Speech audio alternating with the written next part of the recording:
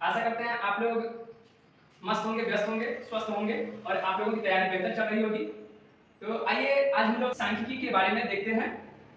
तो सांख्यिकी क्या होता है, इसकी जानकारी लेने से पहले हम लोग थोड़ी सी इसके इतिहास के बारे में जानेंगे कि आखिर सांख्यिकी की उत्पत्ति कैसे हुई। तो सांख्यिकी की उत्पत्ति या इतिहास कर लें तो इसको छोटा सा परिचय के रूप में देखते हैं कि सांख्यिकी को इंग्लिश में हम लोग स्टैटिक्स बोलते हैं।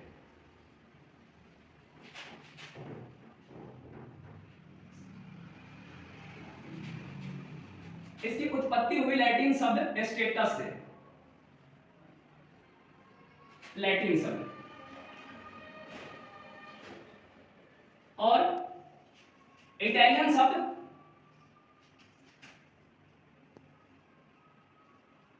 स्टैटिस्टा से, और यह है इटालियन शब्द।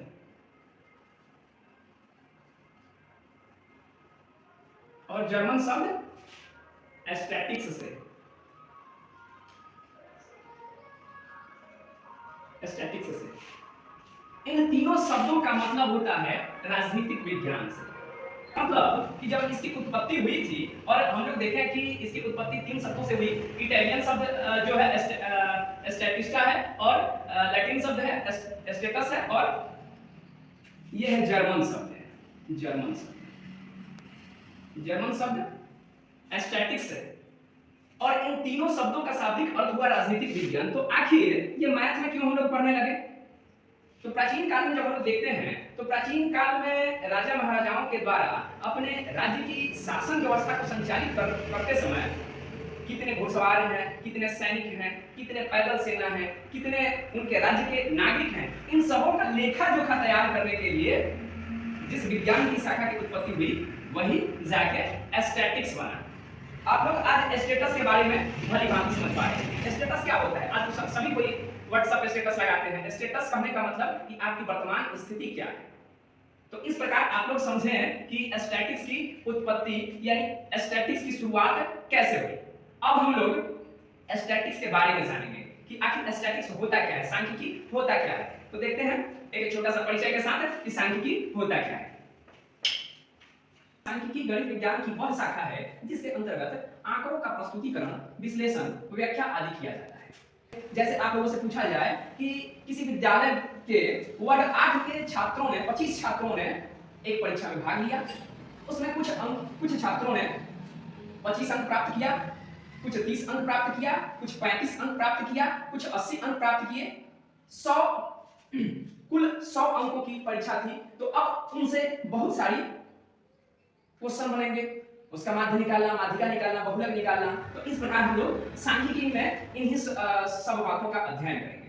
तो आइए देखते हैं। सबसे पहले एक बात आया है कि आंकड़ा क्या होता है। तो आंकड़ा को आइए हम लोग समझने का प्रयास करते हैं कि आंकड़ा क्या होता है। इंग्लिश में हम लोग डेटा बोलते हैं, और डेटा की उत्पत्ति डेटम शब्द से हुई है। आंकड़ा क्या होता है? तो आंकड़ा किसी सूचनाओं का अंकीय प्रस्तुतिकरण होता है। अगर कोई सूचनाएं दी गई है तो उसका अंकों के रूप में प्रस्तुतिकरण करना ही आंकड़ा कहलाता है या डेटा कहलाता है। अब डेटा को कैसे समझेंगे? तो मान लेते हैं कि वर्ग 8 के 10 छात्रों की आयु हमको देखना है। तो वर्ग 8 के 10 छात्रों की जो आयु है वही तो आंकड़ा होगी। अगर आपसे पूछा जाए कि आपके परिवार के कुल सभी सदस्यों की आयु, तो ये भी आंकड़ा कहलाएंगी। इस प्रकार हम लोग आंकड़ा को भी समझ गए। अब अगर देखा जाए तो आंकड़े 2 प्रकार के होते हैं। आंकड़े 2 प्रकार के होते हैं। कौन कौन से? तो एक होंगे अवर्गीकृत आंकड़े और दूसरे वर्गीकृत आंकड़े। आंकड़े 2 प्रकार के कौन कौन से? तो एक अवर्गीकृत आंकड़े और दूसरी वर्गीकृत आंकड़े। तो आंकड़ों का वर्गीकरण हम लोग अगले वीडियो में पढ़ेंगे, लेकिन देखेंगे कि आंकड़ों पर आधारित किस तरह के प्रश्न बनेंगे। तो अब इन आंकड़ों से आपको पूछा जा सकता है कि इन छात्रों की औसत माध्य ज्ञात कीजिए, आयु का औसत माध्य ज्ञात कीजिए, या आपसे इसमें बारंबारता पूछा जा सकता है। इसी तरह के प्रश्न आपको सांख्यिकी में देखने को मिलेंगे। अब माध्य के बारे में देखते हैं कि माध्य क्या होता है। तो जब कोई आंकड़ा दिया होता है तो दिए गए कुल आंकड़ों को सबसे पहले हम जोड़ लेते हैं और उन सभी आंकड़ों की संख्या से भाग देते हैं। इस प्रकार भाग देने के बाद जो हमें भागफल मिलता है वही हमारा माध्य हो जाता है। इस प्रकार अगर हम देखें तो माध्य का सूत्र होता है कि दिए गए कुल आंकड़ों या प्रेक्षणों का कुल योग और बटे प्रेक्षणों की संख्या। इस सूत्र के माध्यम से हम लोग माध्य को आसानी से निकाल सकते हैं। तो आइए एक उदाहरण से हम लोग देखते हैं। किसी वर्ग के छात्रों ने गणित में इतना अंक प्राप्त किए हैं, निम्न अंक प्राप्त किए हैं, तो इस प्रकार हम लोग इसका माध्य निकालेंगे। तो माध्य किस तरह निकलेगा?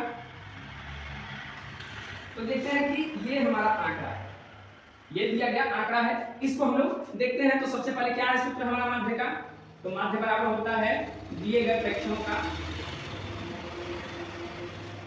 माध्य बराबर होता है दिए गए आंकड़ों या प्रेक्षणों का कुल योग बटे प्रेक्षणों की संख्या। तो इन सभी आंकड़ों को हम लोग सबसे पहले जोड़ेंगे। तो 50 प्लस 30 प्लस 20 प्लस 40 प्लस 10 और इन सबों को जोड़ने के बाद संख्या कितनी है? तो ये लेते हैं 1 2 3 4 5, तो 5 से भाग। अब इनका कुल योग करते हैं। तो योग किया जाए तो 0 0 0 और इस पर 1 4 5 और 7 3 10 और 5 15, यानी 150 बटा 5। यानी कहने का मतलब 5 या 15, यानी माध्य कितना आ गया? तो माध्य हमारा निकल के आया, माध्य हमारा निकल के आया 30।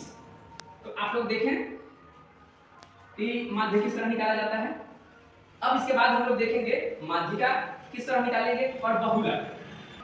अभी हम लोग कि ये अवर्गीकृत आंकड़ों का माध्य निकालना सीखे हैं। वर्गीकृत आंकड़ों का माध्य, माध्यिका और बहुलक आगे सीखेंगे, लेकिन तब तक अभी हम लोग माध्य निकालना सीख गए और अगले वीडियो अवर्गीकृत आंकड़ों का माध्यिका और बहुलक निकालना सीखेंगे। आप लोग इस माध्य के फॉर्मूला पे